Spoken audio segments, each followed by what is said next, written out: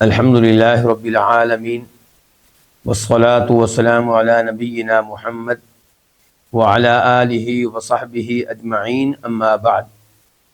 آج ہم ہیں اللہ کے فضل و کرم سے، اللہ کی توفیق سے کتاب الفوائد کے ساتھ، جس کے مؤلف ہیں امام ابن القیم رحمہ اللہ، اور اس کتاب میں انہوں نے طرح طرح کے فوائد جمع کر دیے ہیں۔ یہ فوائد بہت ہی قیمتی ہیں۔ کسی فائدے کا تعلق عقیدے سے ہے، کسی کا حدیث سے ہے، کسی کا تفسیر سے ہے، اور کچھ فوائد ایسے ہیں جن سے اپنے نفس کا تزکیہ ہوتا ہے، آخرت کی تیاری کرنے کا احساس پیدا ہوتا ہے۔ چنانچہ آج ہم پڑھنے لگے ہیں صفحہ نمبر 248 سے 248 کتاب کے اس ایڈیشن کے مطابق جس کی تحقیق کی ہے شیخ محمد عزیر شمس رحمہ اللہ نے دار عالم الفوائد، اور کتاب کا جو دوسرا ایڈیشن ہے اس کا صفحہ بنتا ہے 312 312۔ امام صاحب فرماتے ہیں فصل معرفت اللہ سبحانہ نوعان، اللہ تعالیٰ کی معرفت کی دو قسمیں ہیں، یعنی کہ اللہ کو پہچاننا، اپنے خالق کو پہچاننا، اس پہچاننے کی دو قسمیں ہیں۔ الاول، پہلی قسم معرفت اقرار، وہی التی اشترک فیہا الناس البر والفاجر والمطیع والعاصی۔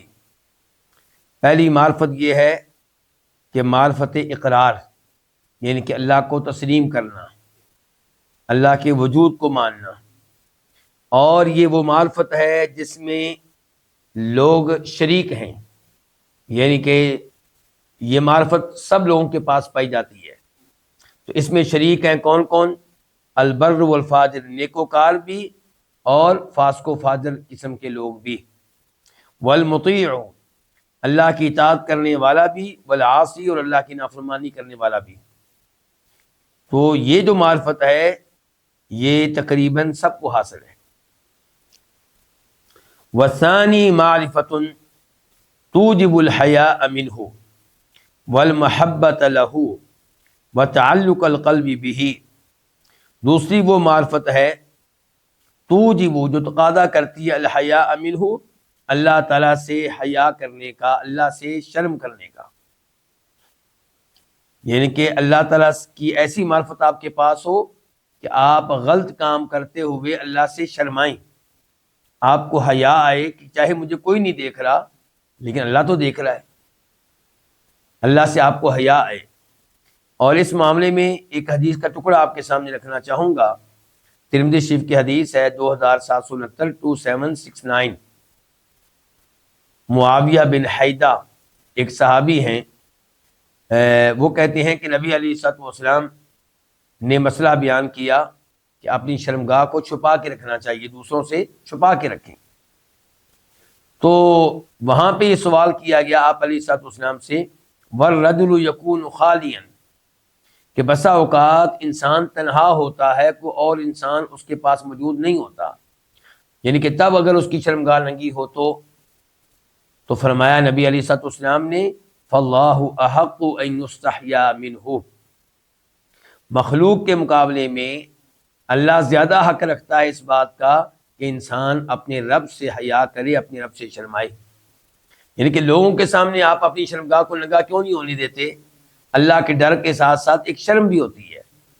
تو جب آپ تنہا ہیں تب لوگ تو نہیں ہیں، رب تو دیکھ رہا ہے، تو بلا وجہ اپنی شرمگاہ کو ننگا رکھنے کی کیا ضرورت ہے؟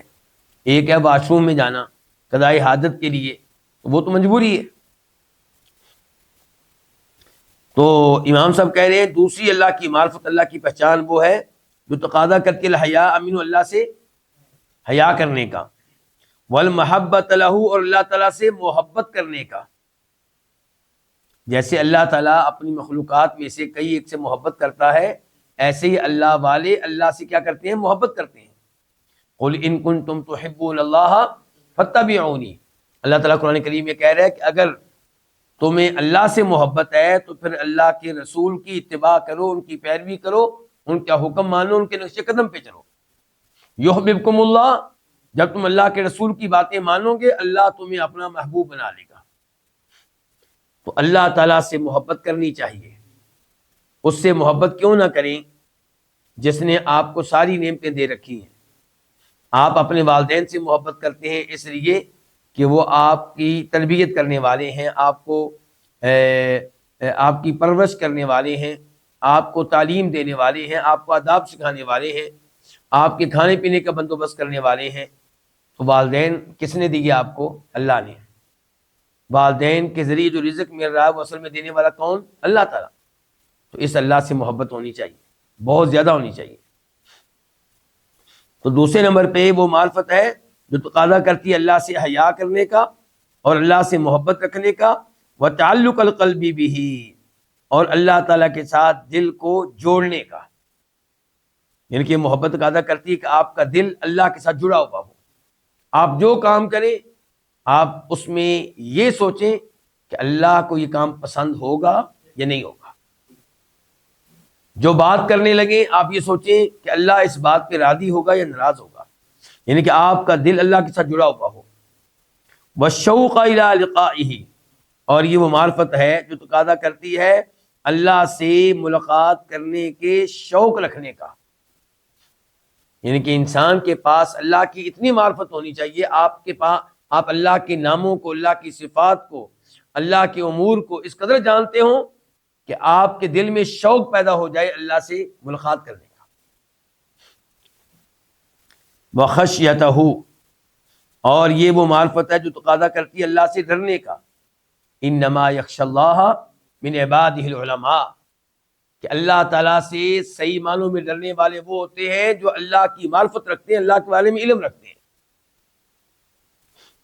والانابۃ الیہ، اور یہ دوسرے نمبر پہ جو معرفت اللہ کی یہ وہ ہے جو تقاضا کرتی ہے اللہ تعالیٰ سے رجوع کرنے کا۔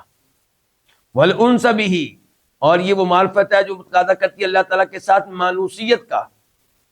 آپ تنہا بیٹھے ہوں تو آپ بڑے خوش ہوں کہ شکر ہے چند باتیں اللہ سے کرنے کا موقع ملے گا، شکر ہے اللہ سے دعا کرنے کا موقع ملے گا، تنہائی ملی مجھے، شکر ہے اللہ تعالیٰ سے استغفار کرنے کا موقع ملے گا۔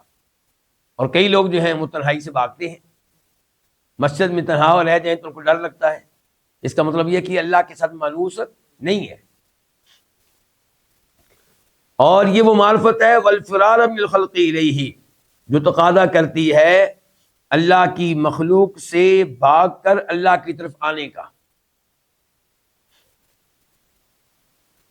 تو دوسری پھر جو معرفت ہے اللہ کی پہچان، وہ کیا تقاضا کرتی ہے کہ آپ اللہ سے حیا کرنے والے ہوں، اللہ سے محبت رکھنے والے ہوں، آپ کا دل اللہ کے ساتھ جڑا ہوا ہو، آپ اللہ سے ملنے کا شوق رکھتے ہوں، آپ اللہ سے ڈرنے والے ہوں، آپ اللہ کی طرف رجوع کرنے والے ہوں، آپ اللہ کے ساتھ مانوس ہونے والے ہوں، اور مخلوق سے بھاگ کر اللہ کی طرف آنے والے ہوں۔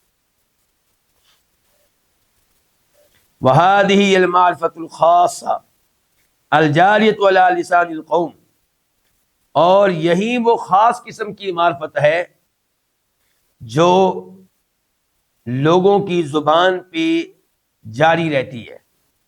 القوم، القوم سے مراد عام لوگ نہیں ہیں، خاص قوم مراد ہے، مراد اللہ والے جو تزکیہ نفس کا اہتمام کرنے والے ہیں۔ وہ جس معرفت کی باتیں کرتے ہیں وہ پہلی نمبر کی معرفت نہیں ہے، وہ کون سی معرفت ہے؟ یہ دوسری۔ کہتے ہیں کہ یہی وہ خاص معرفت ہے جس کا تذکرہ جاری رہتا ہے علی لسان القومی، اللہ والوں کی زبان پہ۔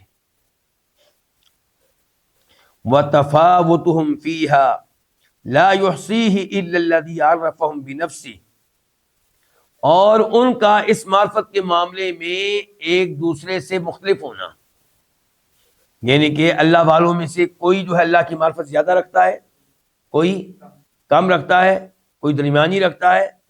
تو کہتے ہیں وَتَفَاوُتُهُمْ فِيهَا، ان اللہ والوں کا فیہا، اللہ کی معرفت کے معاملے میں ایک دوسرے سے مختلف ہونا، لا یحصیہ، اس کا نہیں احاطہ کر سکتا، اس کو نہیں، اس کا احاطہ کر سکتا الا الذی، سوائے اس اللہ کے جس نے عرفہم بنفسہ، جس نے ان کو اپنی ذات کی معرفت بخشی ہے، معرفت دی ہے، پہچان دی ہے۔ یعنی کہ اللہ کی معرفت کے معاملے میں اللہ والے کس قدر مختلف ہیں، کس قدر اس معاملے میں ان کے ہاں درجات ہیں، یہ بس وہی جانتا ہے جس اللہ نے ان لوگوں کے دلوں میں اپنی ذات کی معرفت رکھی ہے۔ وَكَشَفَ لِقُلُوبِهِم مِّن مَّعْرِفَتِهِ، اور جس اللہ نے ان کے دلوں کے لیے اپنی معرفت میں سے وہ کچھ ظاہر کیا ہے، ما اخفاہ عن سواہم، جو اس نے مخفی رکھا ہے دیگر لوگوں سے۔ وَكُلٌّ أَشَارَ إِلَىٰ هَٰذِهِ الْمَعْرِفَةِ بِحَسَبِ مَقَامِهِ وَمَا كُشِفَ لَهُ مِنْهَا، اور ہر ایک نے اللہ کی اس معرفت کی طرف اشارہ کیا ہے اپنے مقام کے اعتبار سے اور اس کے اعتبار سے جو اس کے لیے اس میں سے ظاہر کیا گیا، اس میں سے اس معرفت میں سے، یعنی کہ ہر ایک نے اس معرفت کے متعلق گفتگو کی ہے اپنے اپنے مقام کے مطابق اور معرفت کی اس مقدار کے مطابق جو اس کو دی گئی ہے، جو اس کے لیے ظاہر کی گئی ہے۔ وقد قال اعرف الخلق به، اور تحقیق کہا تھا اس شخصیت نے جو مخلوق میں سے سب سے زیادہ اللہ کی معرفت رکھنے والی ہے، اور وہ کون؟ محمد رسول اللہ صلی اللہ علیہ وسلم۔ کیا کہا تھا؟ لا احصی ثناء علیک انت کما اثنیت علی نفسک۔ اچھا، یہ حدیث کہاں آئی ہے؟ مسلم شریف میں۔ نمبر کیا وہاں پہ؟ 486، 486۔ راوی کون ہے؟ سیدہ عائشہ رضی اللہ تعالیٰ عنہ۔ پوری حدیث کیسے ہے؟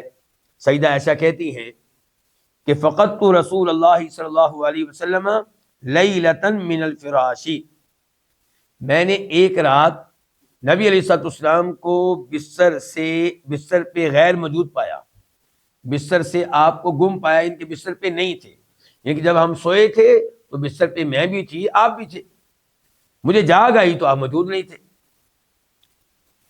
فالتمستہ، تو میں آپ کو ٹٹولنے لگی۔ کیسے ٹٹولنے لگی؟ ہاتھوں کے ذریعے۔ اس سے عقیدے کا مسئلہ معلوم ہوا کیا؟ کہ نبی علیہ الصلوۃ والسلام کے بارے میں یہ کہنا کہ آپ ایسا نور تھے کہ جہاں پہ آپ ہوتے تو روشنی ہوتی تھی اور اس روشنی میں سوئی کو تلاش کرنا بھی پکڑنا بھی آسان ہوتا تھا، تو یہ دعویٰ غلط ہے۔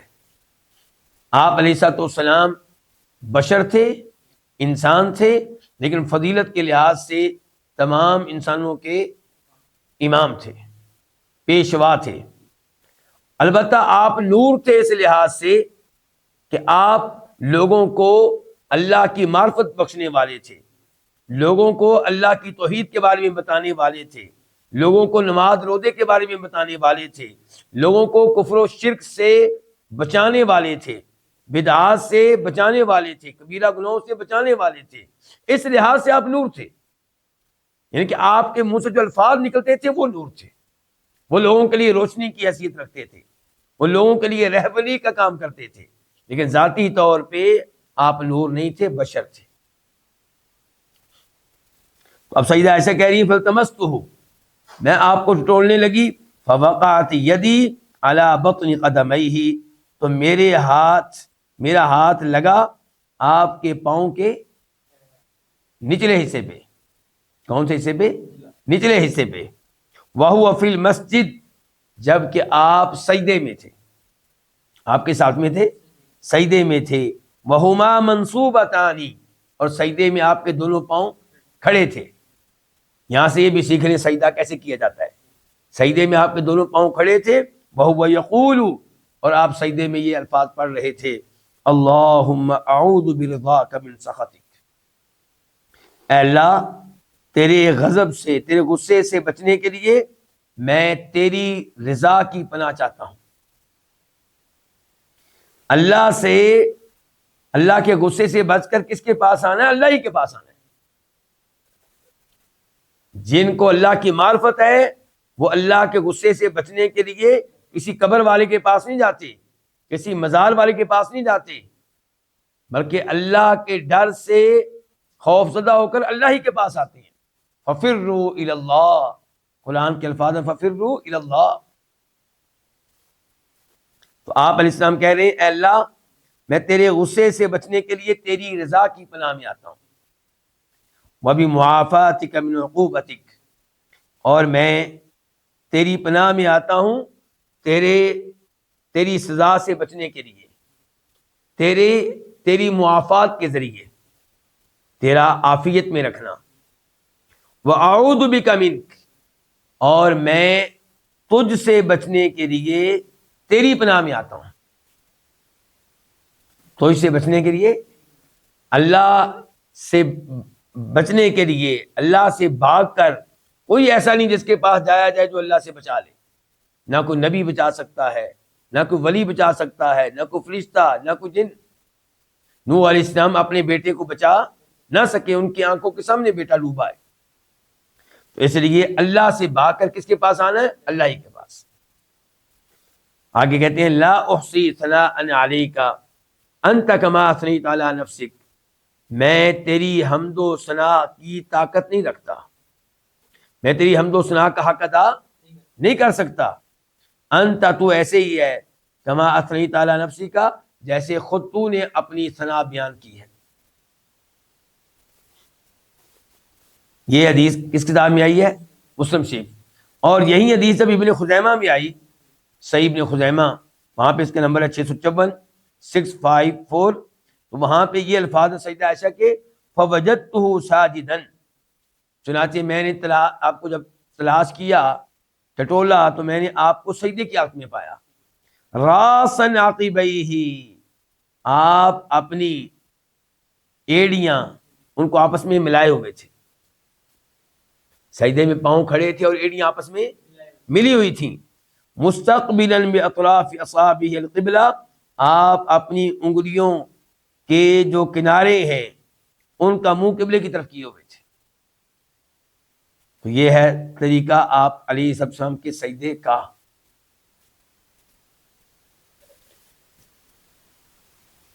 تو کیا کہہ رہے ہیں ابن القیم رحمہ اللہ؟ کہتے ہیں کہ وقد قال اعرف الخلق به، جو آپ علیہ الصلوۃ والسلام کے جو اللہ تعالیٰ کے بارے میں مخلوق میں سے سب سے زیادہ معرفت رکھنے والے ہیں، یعنی کہ محمد رسول اللہ صلی اللہ علیہ وسلم، ان کے الفاظ یہ ہیں کہ لا احصی ثناء علیک، میں تیری ثنا کی طاقت نہیں رکھتا، تیری حمد و ثنا کی حق ادا کرنے کی طاقت نہیں رکھتا، انت کما اثنیت علی نفسک، تو ایسے جیسے خود تو نے اپنی ثنا کی ہے۔ وَأَخْبَرَ، ابن القیم کہتے ہیں وَأَخْبَرَ، اور آپ علیہ الصلوۃ والسلام نے یہ بھی بتایا ہے کہ انہ سبحانہ، کہ بے شک اللہ تعالیٰ یفتح علیہ یوم القیامہ، اللہ تعالیٰ قیامت کے دن آپ کے لیے کھولے گا، کس کے لیے؟ اللہ کے رسول کے لیے کھولے گا اللہ تعالیٰ، من محامدہ، اپنی حمد و ثنا کے الفاظ میں سے، کلمات میں سے، بما لا یحصلہ الآن، وہ الفاظ، وہ کلمات جن کو اب آپ نہیں جانتے، جن کو اب آپ اختیار نہیں کر سکتے۔ یعنی کہ اس سے پتہ چلا کہ اللہ کی مکمل معرفت کسی کے پاس نہیں ہے، اللہ کی مکمل پہچان کسی کے پاس نہیں ہے۔ علم ولا یحیطون بشیء من علمہ ولا یحیطون بہ علما، علم کے لحاظ سے اللہ کا کوئی احاطہ نہیں کر سکتا، یہ ممکن نہیں ہے کہ کوئی بھی اللہ کے بارے میں مکمل علم رکھتا ہو۔ خود اللہ کے نبی صلی اللہ علیہ وسلم دیکھنے کیا کہہ رہے ہیں، آپ کہہ رہے ہیں کہ روز قیامت اللہ مجھے اپنی حمد و ثنا کے وہ الفاظ اور وہ جملے سکھائے گا جو اس وقت مجھے نہیں آتے، تب اللہ مجھے سکھائے گا۔ اچھا، یہ جو آخری الفاظ ہیں یہ امام قیم رحمہ اللہ نے کہاں سے لیے ہیں؟ بخاری شریف کی حدیث سے، حدیث کا نمبر ہے 4712 4712، راوی ابو ہریرہ رضی اللہ تعالیٰ عنہ۔ یہ وہی حدیث ہے جس میں آتا ہے کہ لوگ میدان حشر میں ہوں گے اور سورج بہت قریب ہوگا اور اپنے اپنے گناہوں کے مطابق پسینے میں ڈوبے ہوئے ہوں گے، اور پھر مختلف انبیاء کرام علیہ السلام کے پاس جائیں گے تاکہ یہ نبی ان لوگوں کی اللہ کے یہاں کیا کریں؟ شفاعت کریں۔ جب آخری نبی کی باری آئے گی تو اس حدیث میں آپ فرماتے ہیں اشفع لنا الی ربک، لوگ آپ کے پاس آئیں گے، کہیں گے اللہ اپنے رب کے پاس ہماری کیا کریں؟ شفاعت کریں۔ الا تری الی ما نحن فیہ، آپ دیکھتے نہیں ہماری کیا حالت ہے؟ فانطلق، تو آپ علیہ السلام فرماتے ہیں میں چل پڑوں گا، فآتی تحت العرش، میں عرش کے نیچے آؤں گا، فاقع ساجدا لربی عز وجل، اور میں اپنے رب کے لیے سجدے میں پڑ جاؤں گا، ثم یفتح اللہ علی من محامدہ وحسن الثناء علیہ شیئا لم یفتح علی احد قبلی، پھر اللہ تعالی میرے لیے اپنی حمد و ثنا کے کلمات میں سے وہ چیزیں کھولے گا جو اللہ تعالیٰ نے مجھ سے پہلے کسی کے لیے نہیں کھولی، یعنی کہ اللہ تعالیٰ مجھے ان الفاظ کے ساتھ اپنی حمد و ثنا کی توفیق دے گا جن الفاظ کے ساتھ اللہ نے اپنی حمد و ثنا کی توفیق پہلے کبھی کسی کو نہیں دی ہوگی۔ وَلِهَذِهِ الْمَعْرِفَةِ بَابَانِ وَاسِعَانِ، امام القیم رحمہ اللہ کہتے ہیں یہ جو معرفت ہے، اس معرفت کو حاصل کرنے کے لیے دو دروازے ہیں، واسعانی، دونوں بڑے کشادہ ہیں۔ یہ کون سی معرفت کی بات ہو رہی ہے؟ یہ خاص معرفت، جس اللہ کی وہ معرفت، اللہ کی وہ پہچان جس کے نتیجے میں انسان اللہ سے حیا کرتا ہے، اللہ سے محبت کرتا ہے، اپنے دل کو اللہ کے ساتھ جوڑتا ہے، اللہ سے ملاقات کا شوق رکھتا ہے، اللہ کا اپنے دل میں ڈر رکھتا ہے، اللہ سے مانوس ہوتا ہے۔ تو یہ جو معرفت ہے، اس کو حاصل کرنے کے لیے، اس معرفت کے لیے کتنے دروازے ہیں؟ دو دروازے، یعنی کہ دو راستے ہیں۔ اس معرفت کو حاصل کرنے کے دو راستے ہیں، یعنی کہ یہ خاص معرفت اللہ تعالیٰ کی آپ کیسے حاصل کر سکتے ہیں؟ اس سوال کا جواب دے رہے ہیں امام قیم رحمہ اللہ۔ کہتے ہیں نمبر 1، باب التفکر والتأمل فی آیات القرآن کلھا، پہلا دروازہ کیا اللہ کی معرفت حاصل کرنے کا؟ اللہ کے قرآن کی ساری آیات میں غور و فکر کرنا۔ قرآن اللہ کا کلام ہے، تو آپ اس کلام کے ذریعے اللہ کی معرفت حاصل کر سکتے ہیں۔ ایک ایک آیت پہ غور و فکر کریں۔ کہتے ہیں کہ پہلا دروازہ کیا ہے؟ اللہ تعالیٰ کی قرآن کی ساری آیات میں کیا کرنا؟ غور و فکر کرنا۔ والفہم الخاص عن اللہ ورسولہ، اور اللہ اور اللہ کے رسول کے بارے میں خاص قسم کا فہم رکھنا، سمجھ بوجھ رکھنا۔ والباب الثانی، دوسرا دروازہ کس چیز کا؟ اللہ کی خاص معرفت حاصل کرنے کا۔ وہ کیا؟ التفکر فی آیاتہ المشہودہ، اللہ تعالیٰ کی ان نشانیوں میں غور و فکر کرنا، المشہودہ، جن میں دیکھا جاتا ہے، جو نظر آتی ہیں۔ مثال کے طور پہ آسمان، سورج، پہاڑ، سمندر، درخت، ان پہ غور و فکر کرنا۔ کہتے ہیں والباب ثانی التفکر فی آیات المشہودہ، غور و فکر کرنا اللہ کی ان آیتوں میں، اللہ کی نشانیوں میں، المشہودہ، جو دیکھی جانے والی ہیں۔ وتأمل حکمتہ فیہا، اور غور و فکر کرنا اللہ کی حکمت پہ جو ان کے معاملے میں ہے۔ کن کے معاملے میں؟ ان دیکھی جانے والی نشانیوں کے معاملے میں۔ اللہ کی کیا حکمت ہے آسمان بنانے میں، اللہ کی کیا حکمت ہے زمین بنانے میں، اللہ نے آسمان کو اوپر کیوں بنایا ہے، اللہ نے زمین کو نیچے کیوں بچھایا ہے، اس انداز سے۔ وتأمل حکمت فیہا، اور اللہ تعالیٰ کی حکمت پہ غور و فکر کرنا، فیہا، ان مخلوقات کے معاملے میں۔ وقدرتہ، اور اللہ کی قدرت پہ غور و فکر کرنا کہ کیا قدرت ہے اللہ کی، کہ اللہ نے آسمان کھڑے کیے ہیں اور ستونوں کے بغیر، اور کتنی صدیاں ہو گئی ہیں۔ زمین ہے، نیچے پانی، اوپر زمین کھڑی ہے۔ حالانکہ جب نیچے پانی ہو، اوپر مٹی ہو، تو کیا یہ مٹی قائم رہ سکتی ہے؟ نہیں۔ لیکن اللہ کی قدرت دیکھیں، اور انسان اس زمین کے اوپر کیا بنا رہا ہے؟ 100 منزلہ بلڈنگیں، اور یہ زمین ان کا بوجھ برداشت کیے ہوئے ہے۔ تو اللہ کی قدرت، اور پھر اللہ کی قدرت یہ دیکھیں نا کہ آج ترقی کا زمانہ ہے، اور اب بھی آسمان کا کوئی کنارہ مل نہیں سکا، زمین کا کوئی کنارہ مل نہیں سکا۔ انسان کہتا ہے میں چاند پہ جا رہا ہوں، ارے جس زمین پہ تو رہتا ہے پہلے اس کا کوئی کنارہ تلاش کر لے۔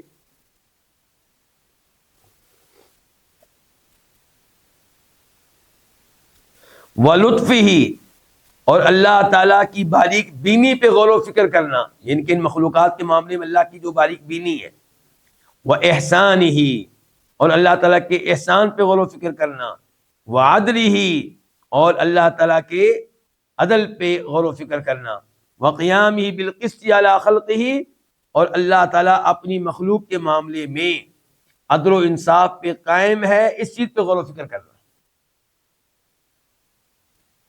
یہ جو آخر میں کہا نا کہ اللہ تعالیٰ اپنی مخلوق کے معاملے میں عدل و انصاف پہ قائم ہے، تو یہ الفاظ اور یہ عقیدہ کہاں سے لیا ابن القیم رحمہ اللہ نے؟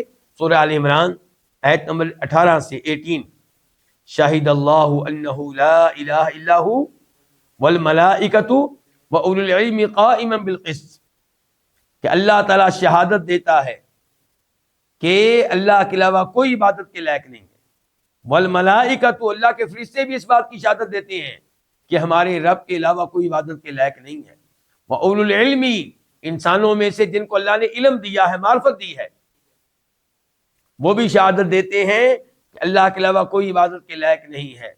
اچھا، اللہ شہادت دیتا ہے قائما بالقسط، اس حال میں کہ اللہ تعالیٰ انصاف پہ قائم ہے، اپنی مخلوق میں اللہ کیا کرتا ہے؟ انصاف کرتا ہے۔ اچھا، امام القیم رحمہ اللہ کہہ رہے ہیں اللہ کی معرفت حاصل کرنے کے دو طریقے ہیں۔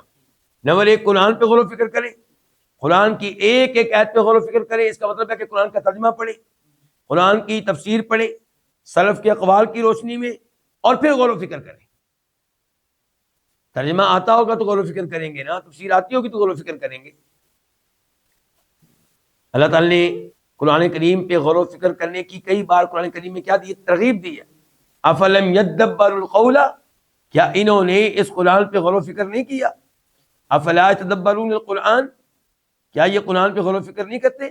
کتاب انزلناہ الیک مبارک لیدبروا آیاتی، کہ یہ بابرکت کتاب ہے، ہم نے اس کو اتارا اس لیے تاکہ لوگ اس کی آیتوں میں غور و فکر کریں۔ وَلَقَدْ يَسَّرْنَا الْقُرْآنَ لِلذِّكْرِ فَهَلْ مِن مُدَّكِرٍ، ہم نے قرآن کو آسان بنایا، کیا کوئی ہے نصیحت حاصل کرنے والا؟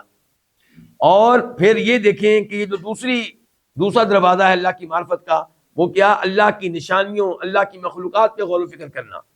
یہ دیکھیں آپ، افلا ينظرون الى الابل كيف خلقت والى السماء كيف رفعت والى الجبال كيف نصبت والى الارض كيف سطحت فذكر انما انت مذکر۔ اللہ تعالیٰ کہہ رہے ہیں کہ کیا یہ اونٹوں کی طرف نہیں دیکھتے کہ ان کو کیسے پیدا کیا گیا ہے؟ یعنی کہ جو یہ کہتے ہیں کہ مر گئے تو کہانی ختم ہو جائے گی، جب ہم مٹی ہو جائیں گے کون ہمیں دوبارہ اٹھا سکتا ہے؟ تو اللہ تعالیٰ نے کہا کہ یہ میری پہلی مخلوقات پہ غور و فکر کر لیں اور دیکھ لیں کہ میں ان کو دوبارہ پیدا کر سکتا ہوں کہ نہیں۔ ذرا اونٹ کے اوپر غور کریں کیسے اس کو پیدا کیا گیا۔ وَإِلَى السَّمَاءِ كَيْفَ رُفِعَتْ، آسمان کی طرف دیکھیں کیسے اس کو بلند رکھا گیا ہے۔ وَإِلَى الْجِبَالِ نُصِبَتْ، پہاڑوں کی طرف دیکھ لیں کیسے ان کو زمین پہ نصب کیا گیا، گاڑا گیا ہے۔ وَإِلَى الْأَرْضِ كَيْفَ سُطِحَتْ، زمین پہ غور و فکر کر لیں کیسے اس کو بچھا دیا گیا ہے۔ تو اللہ تعالیٰ ترغیب دیتے ہیں کہ غور و فکر کرنا چاہیے، بلکہ اللہ ان کی تعریف کرتے ہیں جو اللہ کی نشانی پہ غور و فکر کرتے ہیں۔ ان فی خلق السماوات والارض واختلاف اللیل والنہار لآیات لأولی الالباب، آسمان و زمین کو پیدا کرنے میں، رات اور دن کے تبدیل ہونے میں، کبھی دن آتا ہے کبھی رات، ان امور میں نشانیاں ہیں۔ فرمایا کن کے لیے؟ عقل مندوں کے لیے، جو عقل مند ہیں، جو غور و فکر کرتے ہیں۔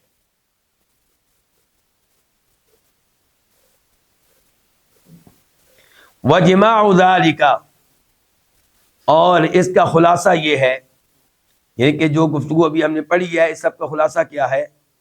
یا اللہ تعالیٰ کی معرفت کو حاصل کرنے کا یعنی کہ جو طریقہ ہے، اس میں جو آخری بات ہے وہ یہ ہے کہ الفقہ فی معانی اسماء الحسنى، اللہ تعالیٰ کے اسماء حسنہ۔ اچھا، اسماء کا معنی کیا ہوتا ہے؟ اللہ کے نام۔ الحسنہ کیوں کہتے ہیں؟ یعنی کہ بڑے اچھے ہیں، بڑے پیارے نام اللہ کے۔ تو اللہ کے اسماء حسنہ کے معنی میں اور ان اللہ کے ناموں کے جلال اور عظمت کے معاملے میں اور اللہ تعالیٰ کے ناموں کے باکمال ہونے کے معاملے میں الفقہ فقاہت حاصل کرنا۔ یعنی کہ آپ اللہ تعالیٰ کے ایک ایک نام کو لے کر بیٹھ جائیں، اس کا معنی سیکھیں، اس کا وسیع جو مفہوم ہے وہ جاننے کی کوشش کریں، اور دیکھیں کہ اللہ کے نام کتنے عظیم ہیں، اور دیکھیں اللہ کے نام کیسے کمال والے ہیں۔ وَتَفَرُّدِهِ بِذَلِكَ، اور اللہ تعالیٰ کا ان ناموں میں تنہا ہونا، اللہ کا ان ناموں میں کوئی شریک نہیں ہے۔ رحمان صرف اللہ کے نام ہے، کسی اور کا نہیں ہے۔ البتہ رحیم کا لفظ اللہ کے ساتھ ساتھ اللہ کے رسول پہ بھی بولا گیا ہے، لیکن آپس میں اشتراک نہیں ہے۔ نبی علیہ السلام کی جو رحمت ہے، پہلی بات ہے کہ وہ اللہ کی دی ہوئی ہے، آپ کی ذاتی نہیں ہے۔ دوسرے نمبر پہ اللہ کی دی ہوئی رحمت بھی کیا ہے؟ اللہ کی رحمت کے معاملے میں کچھ بھی نہیں ہے۔ اللہ کی رحمت کا ہم اندازہ ہی نہیں کر سکتے۔ تو اس لیے اللہ تعالیٰ تنہا ہے ان ناموں کے معاملے میں۔ وَتَعَلُّقِهَا بِالْخَلْقِ وَالْأَمْرِ، اور ان ناموں کا جو تعلق ہے اللہ کی مخلوق کے ساتھ، والامر، اور اللہ کے احکام کے ساتھ، اللہ کے کلام کے ساتھ، اس معاملے میں بھی فقاہت حاصل کرنا ہے۔ یعنی کہ اگر آپ چاہتے ہیں اللہ کی معرفت آپ کو ملے، اللہ کے نام جو ہیں ان کے معنی سیکھیں، ان پہ غور و فکر کریں، اور دیکھیں کہ اللہ تعالیٰ ان ناموں کے معاملے میں تنہا ہے، کوئی اس کا شریک نہیں، اور دیکھیں کہ ان ناموں کا کیا تعلق ہے اللہ کی مخلوق وغیرہ کے ساتھ۔ فَيَكُونُ فَقِيهًا فِي أَوَامِرِهِ وَنَوَاهِهِ، چنانچہ انسان کیا بن جائے؟ فقیہ بن جائے اللہ تعالیٰ کے احکام میں اور ان چیزوں میں جن سے اللہ نے منع کیا ہے۔ یعنی کہ آپ فقاہت حاصل کریں کہ اللہ نے کس کس چیز کا حکم دیا اور کس کس چیز سے منع کیا، اور ان میں پھر اللہ کی کیا حکمت ہے۔ اگر وہ بھی جان سکے تو اچھی بات ہے، نہیں تو کوئی مسئلہ نہیں ہے۔ فقیہاً فی قضائہ وقدرہ، اور یہ کہ انسان فقیہ ہو اللہ کے فیصلوں میں، اللہ کی تقدیر کے معاملے میں، یعنی کہ ان معاملے میں درست سوچ رکھنے والا ہو، کوئی غلطی نہ کرنے والا ہو، تقدیر کے معاملے میں، اللہ کے احکام کے معاملے میں۔ فقیہاً فی اسماء و صفاتہ، اور اللہ تعالیٰ کے ناموں اور صفات کے معاملے میں فقیہ ہو، عالم ہو، معرفت رکھنے والا ہو۔ فقیہاً فی الحکم الدینی الشرعی والحکم الکونی القدری، اور انسان فقیہ ہو اللہ کے اس حکم میں جو دینی اور شرعی ہے، اور اللہ کے اس حکم میں جو کونی اور قدری ہے۔ اس کا کیا مطلب ہے؟ اللہ کے کچھ احکام دینی ہے، مثال کے طور پہ نماز پڑھو، یہ اللہ کا حکم ہے، کون سا؟ دینی شرعی۔ اچھا، بیمار ہو جا، یہ اللہ تعالیٰ کا حکم ہوتا ہے، اور یہ اللہ کا کونی اور قدری حکم ہے۔ جو اللہ کا شرعی حکم ہے اس میں اللہ نے اختیار دیا بندے کو، مان لے گا تو اچھی بات ہے، جو ثواب ملے گا، نہیں مانے گا پکڑا جائے گا۔ لیکن اللہ نے اختیار دیا ہے کہ اللہ کا یہ حکم ماننا ہے تو مان لو، نہیں ماننا تو نہ مان لو۔ لیکن اللہ نے سمجھانے کے لیے، نصیحت کے لیے انبیاء کرام بھیجے، آسمانی کتابیں نازل کی۔ اور جہاں تک تعلق ہے اللہ تعالیٰ کا کونی القدری، کون یعنی کہ مخلوق سے تعلق رکھنے والا، کائنات سے تعلق رکھنے والا، تو یہ اللہ تعالیٰ کا حکم جو ہوتا ہے یہ حرف آخر ہوتا ہے، مر جا، پیدا ہو جا، یہ اللہ کے جو احکام ہیں ادھر اللہ حکم دیتا ہے، ادھر فوراً عمل ہو جاتا ہے۔ اور ان کے بارے میں ہمارا کام کیا ہے؟ راضی رہنا۔ اللہ کے جو کونی احکام ہیں ان کے معاملے میں ہمارا کردار کیا ہے کہ ہم راضی رہیں اللہ کے ہر فیصلے پہ، اور سمجھے کہ اس کے پیچھے اللہ کی کوئی حکمت ہے۔ اور جو اللہ کے دین اور شرعی احکام ہیں ان کے معاملے میں ہمارا کردار کیا ہوگا کہ وہاں پہ ہم اللہ کی بات مانیں، تعمیل کریں۔ اور آخر میں کہتے ہیں امام صاحب وَذَلِكَ فَضْلُ اللَّهِ يُؤْتِيهِ مَن يَشَاءُ، یعنی کہ یہ اللہ کا فضل ہے اور جس کو چاہتا ہے دیتا ہے۔ یعنی کہ انسان کا فقیہ بن جانا اللہ کے ناموں کے معاملے میں، اللہ کی تقدیر کے معاملے میں، اللہ کے شرعی احکام کے معاملے میں، اللہ کے کونی احکام کے معاملے میں، یہ اللہ کا فضل ہے، وہ دیتا ہے جس کو چاہتا ہے۔ وَاللَّهُ ذُو الْفَضْلِ الْعَظِيمِ، اور اللہ عظیم فضل والا ہے۔ یہ سورہ حدید کی آیت تھی 21-21۔ اس کے بعد ہمارا نیا فائدہ وہ یہ ہے، امام صاحب کہتے ہیں فصل، کہتے ہیں الدراہم اربع، درہم 4 قسم کے ہوتے ہیں، اور درہم سے مراد یہاں پہ کیا ہے؟ مال، یعنی کہ مال 4 طرح کا ہوتا ہے، دینار 4 طرح کا ہوتا ہے، روپیہ 4 طرح کا ہوتا ہے، پاؤنڈ 4 طرح کا ہوتا ہے، ڈالر 4 طرح کا ہوتا ہے، یہ مطلب ہے اس کا۔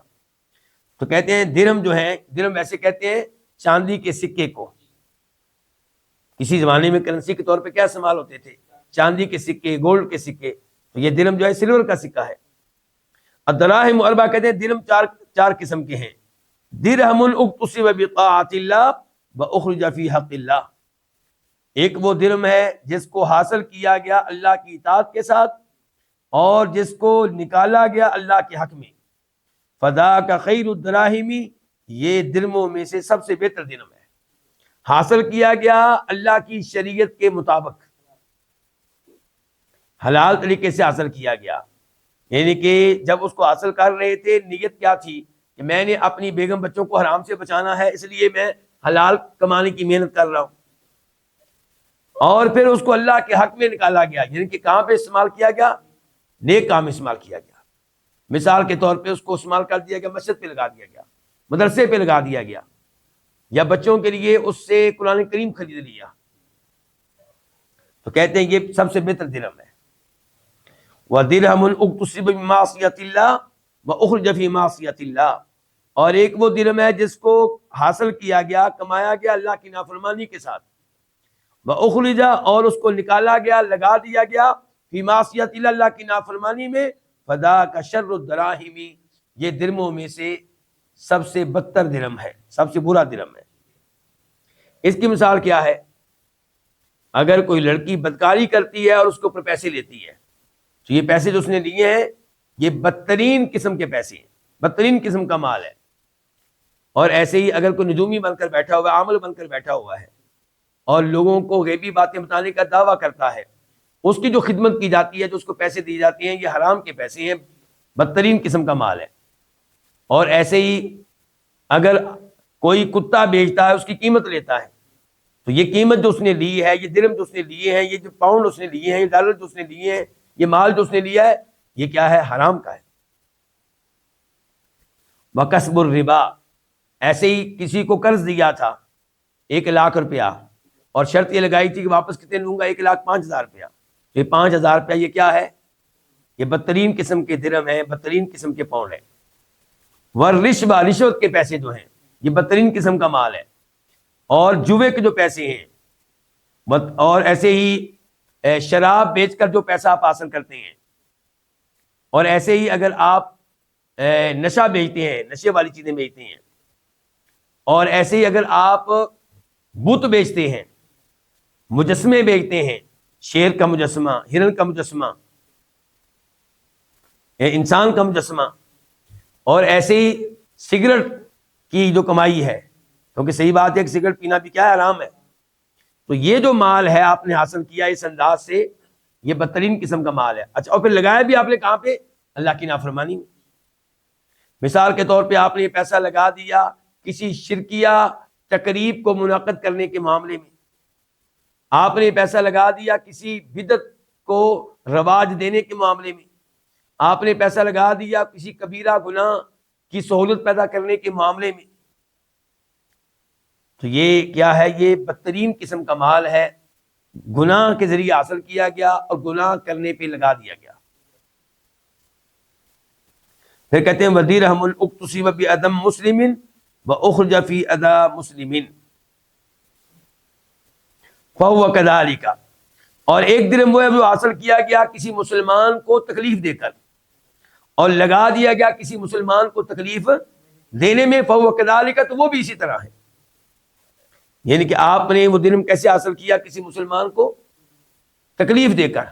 مثال کے طور پہ ٹھیک ہے، آپ نے ڈاکہ ڈالا، آپ نے پسٹل رکھ دیا آپ نے، اور اس نے کہا نکالو مال، نکالو اپنا موبائل بیچ کے آپ نے پیسہ کمایا. یہ پیسہ جو بھی آپ کے پاس آیا ہے یہ آپ نے کیسے حاصل کیا؟ مسلمان کو تکلیف دے کر. اور لگایا بھی آپ نے کہاں ہے؟ کسی مسلمان کو تکلیف دینے میں.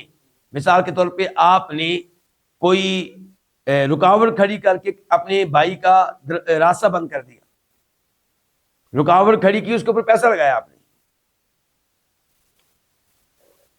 یا آج کے زمانے میں مثال کے طور پہ آپ نے وہ آلات خریدے جن کے ذریعے آپ اپنے گھر میں اونچی اونچی آواز سے گانے لگاتے ہیں. اب یہ جو ڈیک آپ نے خریدا ہے یہ مسلمانوں کو کیا دے رہا ہے؟ تکلیف دے رہا ہے. پھر کہتے ہیں وَدِرْهَمٌ، اور ایک درہم وہ ہوتا ہے اُكْتُسِبَ بِمُبَاحٍ، جس کو کمایا جاتا ہے، حاصل کیا جاتا ہے جائز طریقے سے. وَأُنْفِقَ فِي شَهْوَةٍ مُبَاحَةٍ، اور اس کو خرچ کیا جاتا ہے کسی جائز خواہش میں، فذاک لا لہ ولا علیہ، تو یہ جو آخری درہم ہے نہ اس کے لیے مفید ہے اور نہ اس کے لیے نقصان دہ ہے، یعنی کہ نہ روز قیامت اس پہ اجر و ثواب ملے گا اور نہ اس کی کوئی سزا ملے گی، حلال کمائی اور حلال جگہ پہ لگا دی گئی، تو اس کا نہ کوئی فائدہ ہے نہ کوئی نقصان ہے۔ کہتے ہیں امام صاحب ہذہ اصول الدراہم، یہ جو درہم ہے یہ بنیادی ان کی بنیادیں ہیں، یہ ان کے اصول ہیں، وَيَتَفَرَّعُ عَلَيْهَا دَرَاهِمُ أُخَرَ، اور ان سے پھوٹتے ہیں، ان سے نکلتے ہیں کئی اور درہم، منہا ان میں سے ایک درہم اکتسب بحق وانفق فی باطل، ایک وہ درہم ہے جو حاصل کیا گیا حق کے ساتھ لیکن اس کو خرچ کیا گیا کسی باطل جگہ پہ، غلط جگہ پہ، حاصل کیا گیا تھا اچھے طریقے سے لیکن لگا دیا گیا غلط جگہ پہ، محنت کی کمائی تھی اور لگا دی گئی مثال کے طور پہ کسی شرکیہ قوالی کو سننے میں۔ وَدِرْهَمٌ اُقْتُسِبَ بِبَاطِلٍ وَأُنْفِقَ فِي حَقٍّ، اور ایک درہم وہ ہے جس کو حاصل کیا گیا کسی باطل طریقے سے اور اس کو استعمال کیا گیا، خرچ کیا گیا فی حق، کسی اچھی جگہ، فَإِنْفَاقُهُ كَفَارَتُهُ، تو اس کو خرچ کر دینا ہی اس کا کفارہ ہے، یعنی کہ آپ نے غلط طریقے سے حاصل کیا تھا، شراب بیچ کر حاصل کیا تھا مال، لیکن لگا دیا آپ نے کس پہ، کسی یتیم کو کھانا کھلانے میں، کسی فقیر کو کھانا کھلانے میں، تو جو آپ نے خرچ کر دیا ہے یہ امید ہے کہ کفارہ بن جائے گا اس کو غلط طریقے سے کمانے کی غلطی کا، اگر آپ توبہ کر لیں اس کے بعد، یہ نہیں کہ مستقل طور پہ آپ کو یہ کاروبار جاری رکھیں، لیکن آپ نے جان چھڑا لی اس کو اپنے اوپر خرچ نہیں کیا، اپنے بچوں کے اوپر خرچ نہیں کیا۔ وَدِرْهَمٌ اُقْتُسِبَ مِنْ شُبْهَةٍ، اور ایک درہم وہ ہوتا ہے جس کو حاصل کیا جاتا ہے کسی شبہ سے، کسی مشکوک طریقے سے، فَكَفَّارَتُهُ، تو اس کا کفارہ یہ ہے کہ أَن يُنْفَقَ فِي طَاعَةٍ، کہ اس کو استعمال کر دیا جائے، خرچ کر دیا جائے کسی طاعت میں، نیکی میں۔ اس کے بعد کہتے ہیں وَكَمَا يَتَعَلَّقُ الثَّوَابُ وَالْعِقَابُ وَالْمَدْحُ وَالذَّمُّ بِإِخْرَاجِ الدِّرْهَمِ فَكَذَلِكَ يَتَعَلَّقُ بِاكْتِسَابِهِ، جس طرح ثواب کا تعلق، والعقاب اور سزا کا تعلق، والمدح اور تعریف کا تعلق، والذم اور مذمت کا تعلق ہوتا ہے درہم نکالنے کے ساتھ، اسی طرح اس کا تعلق ہوتا ہے باکتسابہ، اس کو کمانے کے ساتھ، یعنی کہ جیسے آپ کو ثواب ملے گا اگر آپ درہم نکالتے ہیں، استعمال کرتے ہیں مسجد کے اوپر، اور سزا ملے گی اگر آپ درہم نکالتے ہیں گناہ کے لیے، اور آپ کی تعریف کی جائے گی اگر آپ درہم استعمال کرتے ہیں اور نکالتے ہیں اچھی جگہ کے لیے، اور آپ کو برا بھلا کہا جائے گا اگر آپ درہم نکالتے ہیں غلط جگہ کے لیے۔ کہتے ہیں اسی طرح ثواب کا اور سزا کا اور تعریف کا اور مذمت کا تعلق ہوتا ہے اس کو کمانے کے ساتھ، اچھی جگہ سے کمائیں گے، اچھے طریقے سے کمائیں گے تو اس کے اوپر آپ کو ثواب ملے گا، آپ کی تعریف کی جائے گی، غلط طریقے سے کمائیں گی سزا ملے گی اور آپ کی مذمت کی جائے گی۔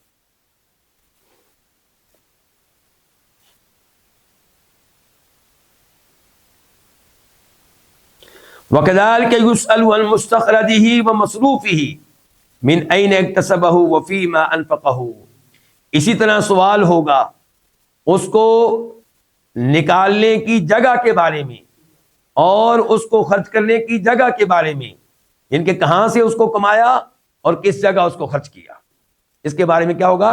سوال ہوگا۔ یہاں پہ ایک حدیث آپ کے سامنے رکھ دینا مناسب ہوگا جسے امام ترمذی رحمہ اللہ روایت کرتے ہیں، حدیث کا نمبر ہے 2417، 2417، راوی کون ہے؟ ابو برزہ الاسلمی، کہ فرمایا نبی علیہ الصلوۃ والسلام نے لا تزول قدم عبد یوم القیامہ، قیامت کے دن بندے کے پاؤں ہل نہیں سکیں گے، حرکت نہیں کر سکیں گے، حتیٰ یسأل عن عمرہ فیما افنا، جب تک کہ اس سے یہ سوال نہ کر لیا جائے کہ بتاؤ تمہیں عمر دی تھی اس کو کہاں پہ استعمال کیا، کہاں پہ لگا کر آئے ہو؟ وعن علمہ فیما فعل، اور اس کے علم کے بارے میں سوال ہوگا، تمہیں علم دیا تھا تو نے کیا کیا، عمل کیا؟ علم دیا تھا کیا کیا، تبلیغ کی؟ وعن مالہ من این اکتسبہ، اس کے مال کے بارے میں سوال ہوگا، اس کو کہاں سے کمایا؟ وفیما انفقہ، اور کہاں اس کو خرچ کیا؟ وعن جسمہ فیما ابلا، اس کے جسم کے بارے میں سوال ہوگا کہ اس کو کہاں بسیدہ کیا، اس کو کہاں پہ لگایا۔ تو یہ سوال ہونا ہے، اور اسی کی طرف امام صاحب نے اشارہ کیا بھی کہ سوال ہوگا کہ کہاں سے درہم کمایا اور کہاں اس کو خرچ کیا۔ اس کے بعد ہم پڑھتے ہیں آج کے درس کا تیسرا فائدہ، فصل، کہتے ہیں المواساۃ للمؤمنین انواع، المواساۃ ہمدردی کرنا، کسی کے غم میں شریک ہونا، کہتے ہیں المواساۃ للمؤمنین انواع، مومنوں سے ہمدردی کرنے کی کئی اقسام ہیں۔ مواساۃ بالمال، مومنوں سے اہل ایمان سے ہمدردی کرنا اپنے مال کے ذریعے، ومواساۃ بالجاہ، اور مومنوں سے ہمدردی کرنا بالجاہ، اپنے عہدے کے ذریعے، اپنے منصب کے ذریعے، اپنے مقام و مرتبہ کے ذریعے۔ یعنی کہ پہلا کیا ہے کہ آپ مالی طور پہ مدد کریں مال کے ذریعے، اور دوسرا یہ کہ آپ کو اگر اللہ نے عہدہ دیا ہے، مقام و مرتبہ دیا ہے، اس کے ذریعے آپ مدد کریں، مال کے ذریعے مدد کریں، جیسا کہ نبی علیہ الصلوۃ والسلام کے حوالے کر دیا تھا سیدہ خدیجہ نے اپنا سارا مال، ابو بکر صدیق رضی اللہ عنہ بھی بار بار اپنا مال پیش کرتے رہے، اور اپنے منصب اور عہدے کے ذریعے بھی کیا کرنا، مدد کرنا، جیسا کہ حبشہ کے بادشاہ نے مسلمانوں کی بڑی مدد کی، ان کو پناہ دی، اپنے پاس رکھا۔ ومواساۃ بالبدن والخدمہ، اور اہل ایمان سے ہمدردی کرنا اپنے بدن کے ذریعے، والخدمتی، اور ان کی خدمت کر کے، جسمانی طور پہ ان کا ساتھ دینا۔ ومواساۃ بالنصیحۃ والارشاد، اور اہل ایمان سے ہمدردی کرنا ان کی نصیحت کر کے اور ان کی رہنمائی کر کے، ہمدردی کرنا ان کو شرک سے بچانا، ہمدردی کرنا ان کو بدعات سے بچانا، ہمدردی کرنا ان کو گناہوں سے بچانا۔ ومواساۃ بالدعاء والاستغفار لهم، اور ایک ہوتا ہے ان سے ہمدردی کرنا ان کے لیے دعا کر کے اور ان کے لیے دعائے مغفرت کر کے۔ یہ بھی طریقہ ہے کہ آپ ان کے لیے دعا کریں کہ یا اللہ ان کی پریشانیاں دور فرما دے، یا اللہ اس کو اولاد دے دے، یا اللہ اس کو رزق دے دے، یا اللہ اس کو توحید دے دے، ان کے پہلے بھی توحید پہ ہے لیکن اچھی طرح توحید دے دے، اس کی معرفت دے دے ان کے۔ ومواساۃ بالتوجع لهم، اور ہمدردی کرنا ان کی تکلیف کو محسوس کر کے، یعنی کہ ان کی تکلیف میں شریک ہونا، ان کی غم میں شریک ہونا، ان کی پریشانی میں شریک ہونا۔ وعلى قدر الایمان تکون هذه المواساة، ایمان کی مقدار کے مطابق یہ ہمدردی ہوتی ہے، یعنی کہ جتنا آپ کا ایمان مضبوط ہوگا اسی قدر زیادہ آپ اہل ایمان کے ساتھ ہمدردی کرنے والے ہوں گے۔ فَكُلَّمَا ضَعُفَ الْإِيمَانُ، جب ایمان ضعیف ہوگا، ضعفت المواساۃ، تو اہل ایمان سے آپ کا ہمدردی کرنے کا عمل جو ہے یہ بھی کمزور ہو جائے گا۔ وَكُلَّمَا قَوِيَ، اور جب ایمان مضبوط ہوگا، قویت، تو یہ ہمدردی بھی آپ کی کیا ہوگی، مضبوط ہوگی، اعلیٰ درجے کی ہوگی۔ وَكَانَ رسول اللہ صلی اللہ علیہ وسلم اعظم الناس مواساۃ لاصحابہ بذلک کلہ، اور نبی علیہ الصلوۃ والسلام لوگوں میں سے سب سے آگے تھے اپنے اصحاب کے ساتھ ان طریقوں سے ہمدردی کرنے کے اعتبار سے۔ آپ اپنے اصحاب کے ساتھ ہمدردی کرنے کے اعتبار سے بذلک کلی، ان تمام طریقوں کے ساتھ آپ اس معاملے میں سب سے آگے تھے۔ مثال کے طور پہ آپ مسلمانوں کی خوشی میں شریک ہوتے، ان کے غم میں شریک ہوتے، ان کی مدد کرتے، ان کی خاطر کفار سے جہاد کرتے، لڑتے، تو یہ سارے امور کا آپ نے خیال رکھا ہے اور ان کے اوپر خرچ کرنے کی آپ ترغیب دیتے تھے۔ بلکہ یہاں پہ وہ الفاظ مناسب ہوں گے کہ ابھی آپ نبی بنے ہی تھے اور پریشان تھے، سیدہ خدیجہ سے آپ نے پریشانی کا اظہار کیا، تو سیدہ خدیجہ نے کیا کہا تھا کہ اللہ کی قسم اللہ آپ کو ضائع نہیں کرے گا، اللہ آپ کو رسوا نہیں کرے گا. کیوں؟ انک تحمل الکلہ وتصل الرحم وتکسب المعدوم وتقری الضعیف وتعین علی نوائب الحق. اللہ آپ کو ضائع نہیں کرے گا کیونکہ آپ میں بڑی مواسات پائی جاتی ہے. یہ خلاصہ ہے، ہمدردی پائی جاتی ہے. وہ کیسے؟ آپ کسی کے اوپر مصیبت آئے تو آپ اس کی مدد کرتے ہیں، مہمان آئے تو آپ اس کی مہمان نوازی کرتے ہیں، رشتہ داروں کے ساتھ صلہ رحمی کرتے ہیں، ان کا خیال رکھتے ہیں، اور اگر کوئی بے سہارا لوگ ہیں ان کے لیے آپ کماتے ہیں اور کما کر ان کے اوپر خرچ کرتے ہیں.